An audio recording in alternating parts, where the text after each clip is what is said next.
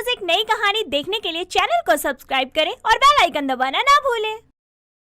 अंशिका बेहद ही खूबसूरत, समझदार और बहुत ही गुणवान लड़की थी।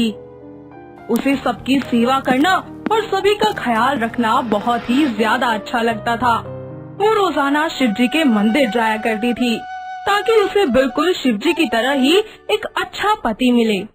ऐसे ही एक दिन जब वो मंदिर जा रही होती है कि तभी एक सविता नाम की औरत उससे टकरा जाती है और उसके हाथों से सारा सामान नीचे गिर जाता है।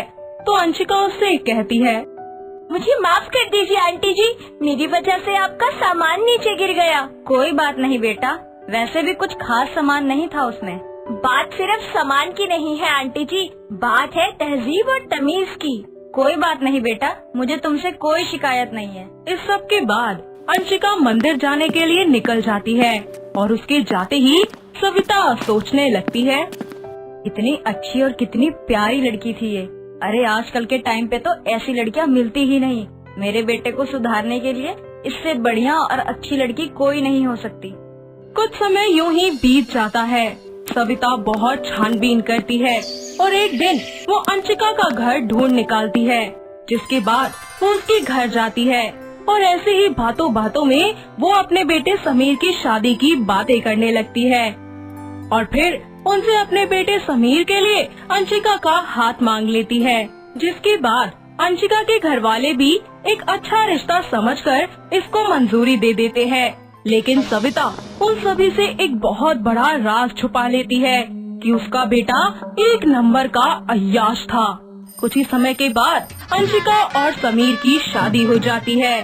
शादी के बाद रात के 2-2 बजे तक समीर वापस घर लौटता तो वहीं अंशिका को उसकी हमेशा चिंता सताती रहती। पर ये अब रोज की बात बन गई थी। एक दिन अंशिका तंग आकर अपनी सास के पास जाती है और उनसे बोलती है, माँ जी क्या है ये सब? मतलब क्या है बहू तुम्हारा? मतलब आप बहुत अच्छे से जानती हैं माँ जी। अरे आपने मुझे पहले क्यों नहीं बताया कि आपका बेटा सारी रात घर से बाहर रहता है और अय्याशी करता फिरता है। माफ करना बेटा, मुझे लगा था कि तेरे आ जाने के बाद मेरे बेटे में सुधार आ जाएगा, पर ऐसा कुछ नहीं हुआ और मेरी वजह से तुझे इतनी तकलीफों का सामना करना पड़ रहा है। कोई बात नहीं माँ जी, आप ऐसा मत कहिए, लेकिन जो अब तक नहीं हुआ वो अब जरूर होगा। मतलब? माँ जी आप बस थोड़ा सा सब्र रखिए, सब कुछ अच्छा हो जाएगा। ऐसे ही वक्त बीतता जाता है और एक दिन समीर को एक लड़की घर लेकर आती है। समीर इतना ज्यादा नशे की हालत में होता है कि ठीक से खड़ा भी नहीं हो पाता।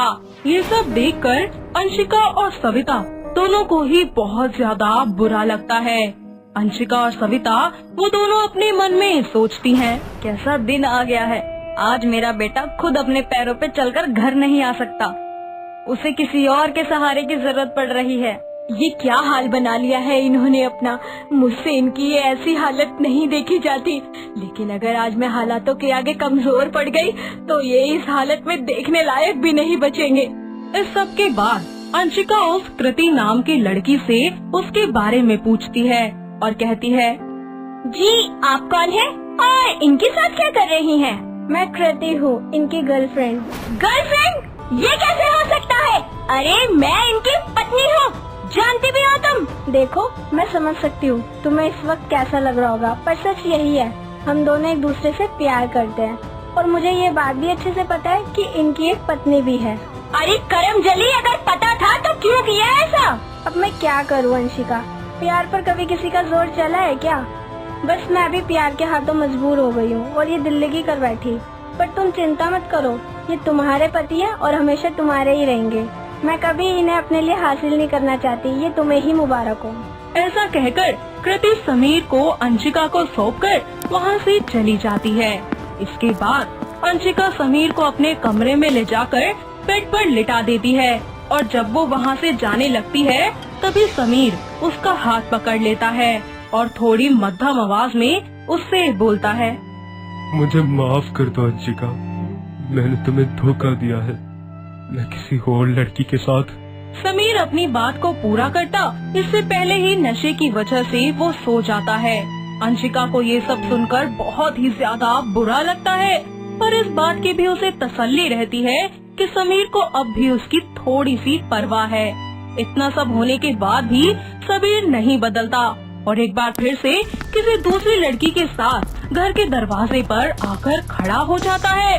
समीर की ये हरकत अंशिका के बर्दाश्त के बाहर हो जाती है और फिर वो सोचती है, अब तो मुझे कुछ ना कुछ जरूर करना पड़ेगा ताकि इनको इनकी हर गलती का एहसास हो सके। अगले दिन अंशिका अपने दोस्त रोहन के पास जाती है और उससे कहती है, हेलो रोहन। कैसी हो अंशिका? मैं ठीक नहीं हूँ। क्यों, क्या हुआ?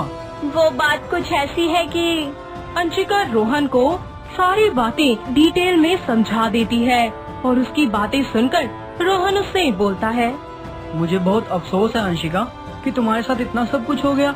बताओ मैं क्या कर सकता हूँ तुम्हारे लिए। इस सब के बाद अंशिका उसे पूरा प्लान समझा देती है, जिसके बाद वो छुप छुप कर जानबूझकर रोहन से फोन पर बातें करना शुरू करती है और देर रात तक घर से बाहर ही रहती है, जिससे समीर को उस पर शक होने लगता है। लेकिन कुछ दिनों के बाद अंशिका खुद रोहन को फोन करती है और उसे अपने घर बुला लेती है। उस वक्त रोहन घर पर ही मौजूद होता है। कुछ ही समय के बाद रोहन अंशिका के कहे अनुसार आ जाता है। रोहन को देखकर समीर उससे पूछता है, अरे भाई, कहाँ घुसे आ रहे हो? क्या काम है? मैं यहाँ अपनी प्रेमिका से मिलने आया हूँ और उसे ले जाने आया हूँ। भाई देखो, लगता है तुम गलत घर में आ गए हो। यहाँ कोई प्रेमिका नहीं रहती तुम्हारी। नहीं समीर जी, आप गलत कह रहे हैं। मतलब ये कि जिस प्रेमिका की ये बात कर रहा है ना, वो मैं ही हूँ। ये क्या कह रही हो तुम? पर तुम तो मुझसे प्यार करती थी ना? हाँ, करती थी आपसे प्यार, बहुत करती थी। लेकिन आपने कभी मेरे प्यार की कदर ही नहीं की, तो मैंने भी अपना दिल किसी और के साथ लगा लिया, ठीक वैसे ही जैसे आपने मेरे साथ किया था। ये सुनते ही समीर के पैरों तले जमीन खिसक जाती है और उसे कुछ समझ ही नहीं आता। साथ ही उसे अपने किए का एहसास होता है, जो कुछ भी उसने अंशिका के साथ अभी तक किया था।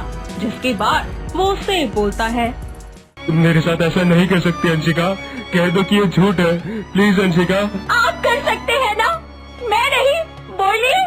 प्लीज मुझे माफ कर दो अंशिका। मैं वादा करता हूँ, मैं कभी किसी लड़की की तरफ नजर उठाकर नहीं देखूंगा और न ही कभी अय्याशियाँ करूँगा। आप और ऐसा करेंगे? अरे मैं कभी मान ही नहीं सकती। अगर आपको शर्म होती ना, तो पहली बार में ही ना सब कुछ छोड़ देते, लेकिन नहीं, आपने तो बेशर्मी की सारी हदें ही पार कर दी। अरे एक बार भी आपने प्यार से मेरी तरफ नहीं देखा। अरे मैं आपकी पत्नी हूँ, जो प्यार मुझे आपसे और आपको मुझसे मिलना चाहिए था, वही प्यार आप बाहर लोगों में तराशते रहे। सॉरी अंशिका, मुझे माफ कर दो। आज तुमने मेरी आंखें खोल दी है, मुझे बता दिया है कि मैं कितना गलत था और मैं दिल से तुम्हें अपनी पत्नी मानता हूँ और साथ ही अब मैं हमेशा के लिए एक पत्नी व्रता पति बनकर रहूंगा। क्या आप सच कह रहे हैं? हाँ, लेकिन तुम्हें इसे भूलना होगा और फिर मैं हमेशा के लिए तुम्हारा और तुम मेरी। मैंने तो आपके सिवा कभी किसी और को प्यार किया ही नहीं, तो भूलने की तो बात ही पैदा नहीं होती। इतना सब होने के बाद अंशिका समीर को सारी बातें अच्छे से समझाती है कि उसने आखिर ये सब कुछ कैसे और कब किया। और जब समीर को सारा सच पता चलता है तो उसे बहुत बुरा लगता है और उसे अपने किए पर पछतावा भी होता है। इसके बाद वो एक बार फिर से अंशिका से माफी मांगता है और अंशिका भी उसे बड़े ही प्यार से माफ कर देती है और फिर दोनों हमेशा के लिए हंसी खुशी अपनी जिंदगी बिताने लगते हैं। दोस्तों, अगर आपको ये कहानी पसंद आई तो इसे लाइक करें, शेयर करें और कमेंट करके बताएं कि कहानी में आपको सबसे अच्छा क्या लगा।